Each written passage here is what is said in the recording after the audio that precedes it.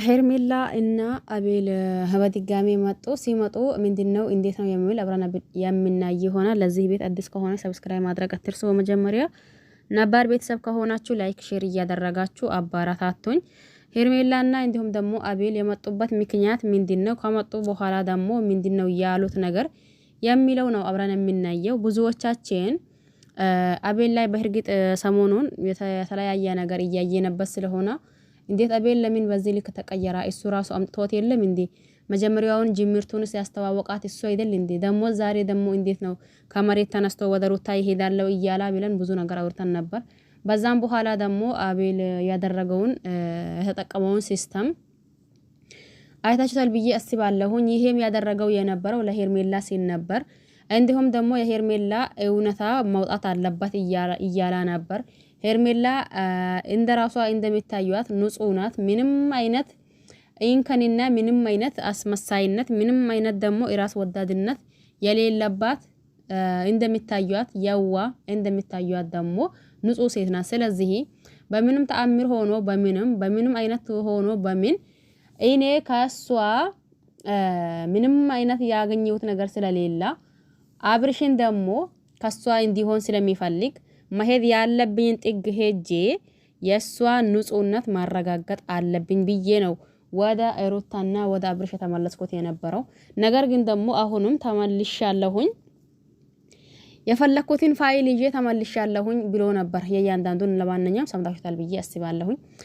እሺ ለማንኛውም ሰላም አለይኩም ወራህመቱላሂ ወበረካቱሁ። ወድና ተከበራችሁ ቤተሰቦቼ በሙሉ ሀባይብ እንዴት ናችሁ? ደህና ናችሁ ወይ? እኔ ደህና ነኝ አልሐምዱሊላህ። ሁላችሁም እንዴት ናችሁ? ሁላችሁንም ሰላም ብያለሁኝ። በያላችሁበት ሰላማችሁ ይብዛልኝ እያልኩኝ ያው እንደተለመደው አዳዲስ ነገር ስናገኝ ወደ እናንተ ይዘን እንመጣለን ብያችኋለሁኝ ከዚህም በፊት። አሁንም ደግሞ ይሄ አዲስ ነገር ምንድነው? ሩታ ሲጀመር አሁንም በቀል ነው እንጂ አብርሽን ፍለጋ አይደለም።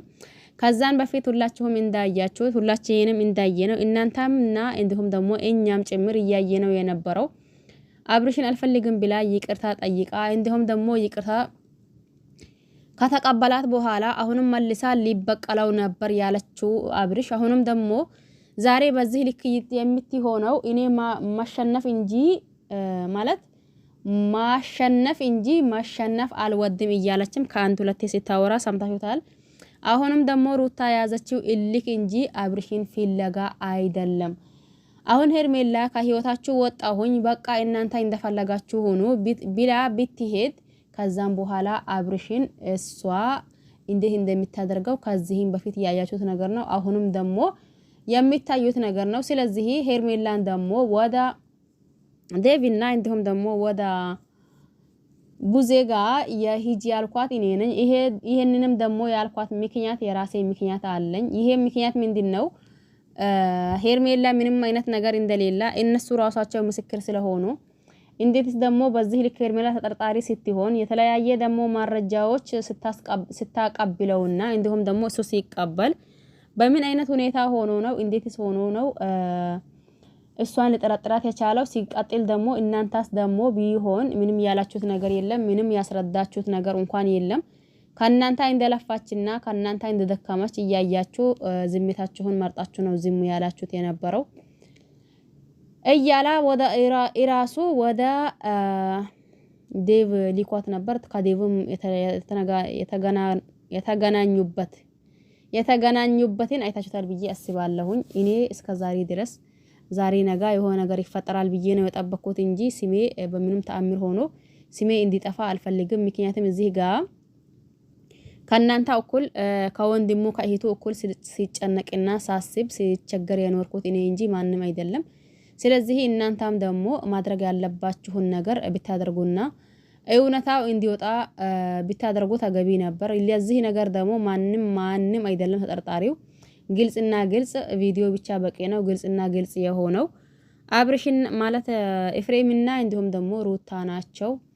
በዚህም ደግሞ እናንተ ዝምታችሁን በጣም አናዶኛል። አሁንስ በዛ ነገሩ ሁላ እያለች ቅድምለታ አውሪታ ነበር። ለማንኛውም ብዙዎቻችንም ይሄንን ነገር ብለናል። ምክንያቱም ቪዲዮ በቂ ነው፣ በቂ ማስረጃ ለማለት ቪዲዮ በቂ ማስረጃ ነበር። ነገር ግን ደግሞ አብርሽ በዚህ ልክ ዝም አላለም። በቂ ማረጃ ይሆነኛል ብሎ አላሰበም። እስቲ በዙሪያዬ ያሉት ሰዎች እንደዛ እኔን እንደዛ ያደረጉኝ ሰዎች ደርሼ ምን እንደፈለጉ ከኔ ወይም ደግሞ ለምን በዛ ልክ ያንን ነገር ማድረግ እንደፈለጉ አናግራቸዋለሁኝ። በራሳቸው ጊዜ ካናገሩኝ ቀስ በቀስ በሂደት በነገሮች ላይ ይደርሳለሁ ብሎ እየታገለ እንደሆነ ሁላችንም እናውቃለን። ለማንኛውም ሄርሜላ ነፃና ነፃ እንዳለው ይሄ አቤል ነፃ ናት። ምንም እንትን የሌለባት እዚህ ጋር ሁላችንም አይተናል። ቪዲዮ ላይ ከካሜራ ጀርባ ምን እንደሚደራረጉ በናቅም በቪዲዮ ማስረጃና በቪዲዮ ማረጃ የተነሳ ሄርሜላ ንጹህ እንደሆነች እኛም መስክረናል ማለት ነው። እናም ለዚህ ቤት አዲስ ከሆነ ሰብስክራይብ ማድረግ አትርሱ። ነባር ቤተሰብ ከሆናችሁ ላይክ ሼር አድርጉ። በያላችሁበት ሰላማችሁ ብዛ። ባይ ባይ።